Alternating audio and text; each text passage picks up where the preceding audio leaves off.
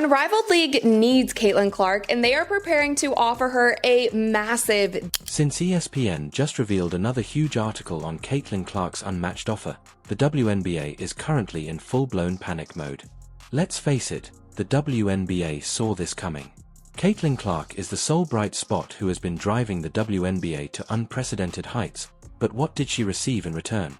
Oh, a ridiculous $775,000 raise on top of a complete package of physical and racist harassment, all while earning millions of dollars for the league. People are having to move their venues when she comes to play, and she's getting paid like $75,000 a year. She should be one of the top paid players in the world just for the sheer numbers that she's bringing. However, the Unmatched recognize the worth of a true star and are not only providing her with a safe haven where she will be honored, but they are also paying her for her talent. There will be no more hurtful remarks or disparaging remarks about her skin tone.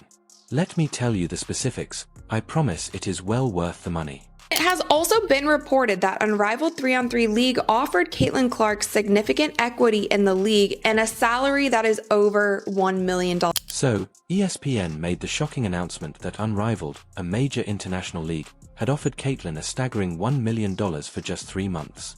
This isn't a seasonal salary. Rather, it's nearly 15 times what the WNBA was paying her for the entire year, and all they're asking her to do is play for 3 months. Unrivaled is essentially saying, hey, we actually recognize talent and we're ready to pay for it, while the WNBA is over here still acting like she's some newbie on a trial run.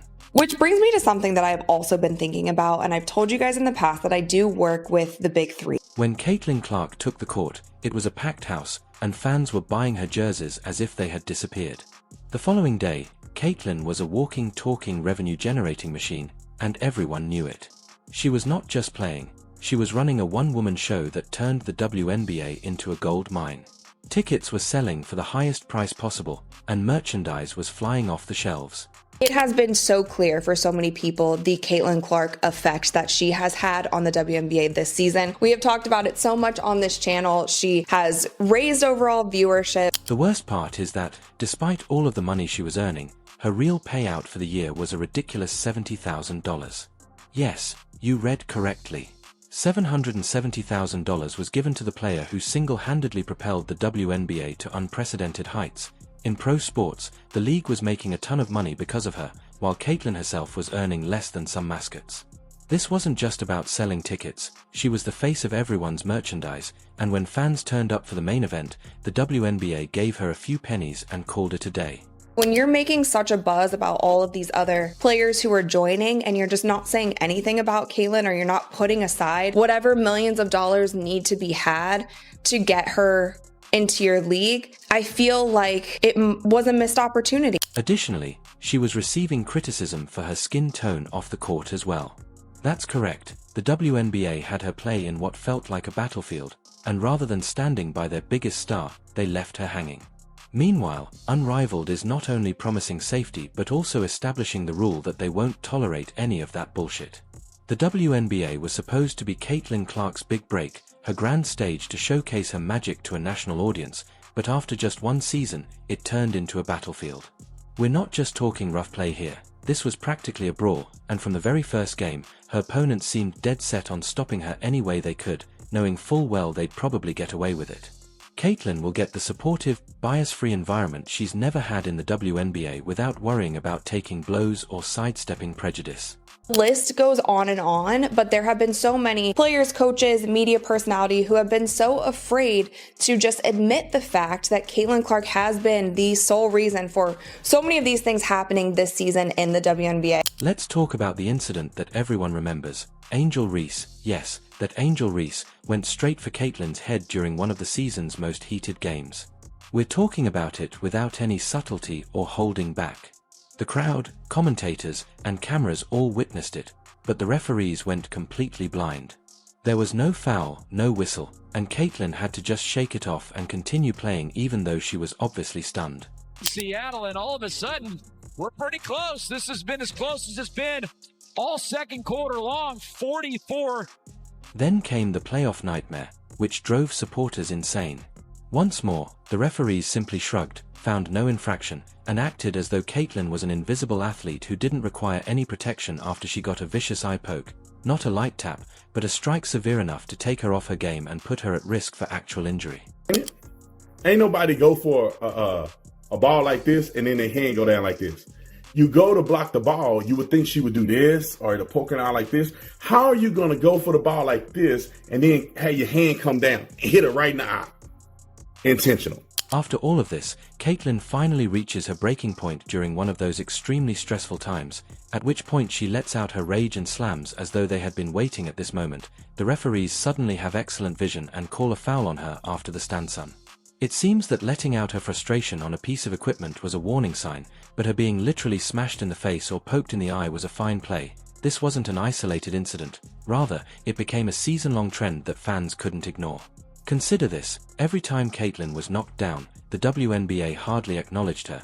It was as though she were just another player, as if she hadn't brought them record-breaking ticket sales and viewership. Caitlin was expected to play by a single set of rules, while her opponents appeared to have unrestricted access to pursue her. However, the referees weren't the only ones who dropped the ball either. The league refused to even mention it after that playoff eye injury that clearly impaired her vision. Did they release a statement or express any concern? Nope, everything went as usual. Keep quiet and hope she recovers and acts like nothing happened. They hate her because she's white, she's straight, and more importantly, she's better than everybody else. Period. End of story. And that's where Unrivaled comes in. They've been paying attention to what Caitlin has been through, and they're making it clear that they don't mess around with player safety.